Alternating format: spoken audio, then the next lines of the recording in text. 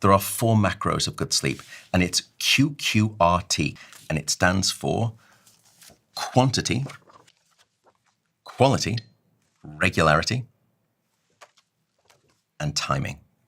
If you were to push me to say, what are the 3 most impactful things that you can start doing tonight to start sleeping better, it would be the following. Digital detox, 1 hour before bed. Try to limit activating social media engagement, email, and text messages that are going to trigger you. And don't worry about the blue light. Worry about light in general. I'll come on to that because that's the second. But Michael Gradazar is saying, what he found is that the blue light doesn't really disrupt your sleep. It's a combination of, first, these devices that we use are attention capture devices, and they are designed to fleece you of your attention economy, and they do it ruthlessly well. They've spent tens of millions of dollars designing these products to do that. So what happens is that these devices become hugely activating. And as a result, they essentially will be a mute button on your sleepiness. So you could be there, you get into bed, it's 11 p.m., you think, I am so tired, I was falling asleep on the couch watching television. And then you get into bed, you start going onto social media, and then you start doom scrolling, and then you get into this what we call bed rotting, where you just sit there, and now you look at the clock, and it's no longer 11 p.m., it's 1 a.m., and you've just done sleep procrastination. Now, it turns out that it's, yes, that these are attention-grabbing devices that will mute your sleepiness. But you have to be of a certain personality type, he found. Not all of us are vulnerable to this sleep disruption of devices. You have to be someone who is perhaps neurotic, someone who has high impulsivity, or someone who is perhaps high anxious. If you are of any of those kinds, you should be really careful about your use of technology in the bedroom. This incredible Australian researcher started to say, well, I can't replicate these findings.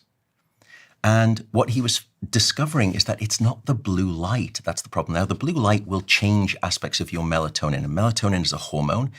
It simply tells your brain and your body when it's nighttime, when it's time to fall asleep. It doesn't participate in the generation of sleep. Melatonin is like the starting official at the 100-meter race. It brings all of the racers to the line, and it begins the timing of the race.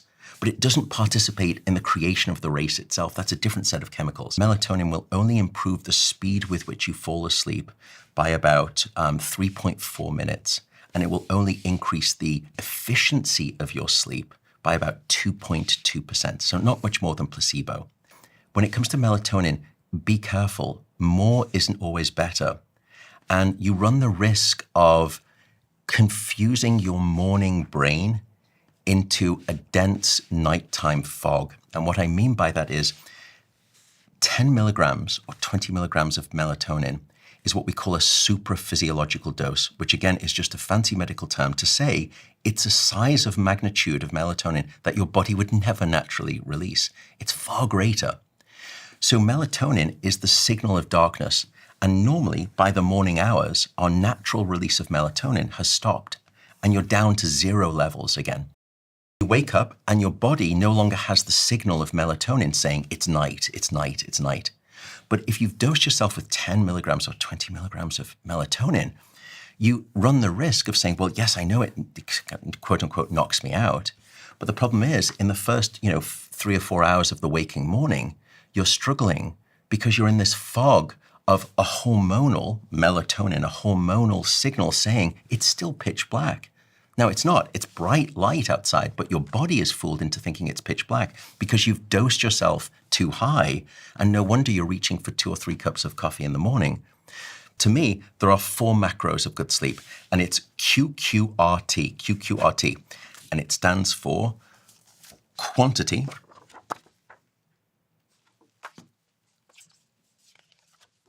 quality, regularity, and timing. And think of it less like pillars, but the 4 legs of a chair. And if any one of these becomes unstable, the chair will topple over. So I'll probably start with the one that people have heard me bang on about, which is quantity, 7 to 9 hours. This myth of 8 hours is nonsense. It's a wonderful range, 7 to 9 hours.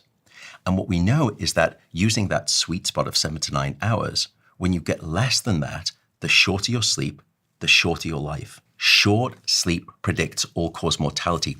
Now, we say that there's the minimum of 7 hours of sleep. And some people have argued, perhaps correctly, that look, if you look at these mortality curves, there's not much of a percentage difference between sleeping 6 hours versus the 7 that you're telling me is minimum. So 6 hours is just fine. So all of this nonsense and rhetoric is silly from you. And I think they've made a conflation, because 7 hours is the minimum amount of sleep that you need to survive. Because the way that we quantify what minimum is based on whether you die or you don't prematurely. The amount of sleep that you need to survive is different than the amount of sleep that you need to thrive. And people will conflate the former with the latter. So you've got to be careful when people are sort of touting on social media, they're saying, well, no, but look, there's not much difference between my sort of survival rate on 6 hours versus 7 hours. You may have just as much of a long life, but the quality of your life will be very different. Most people will close this video and immediately go back to mindless scrolling. But if you're still here, you're different. You're actually investing in your mind.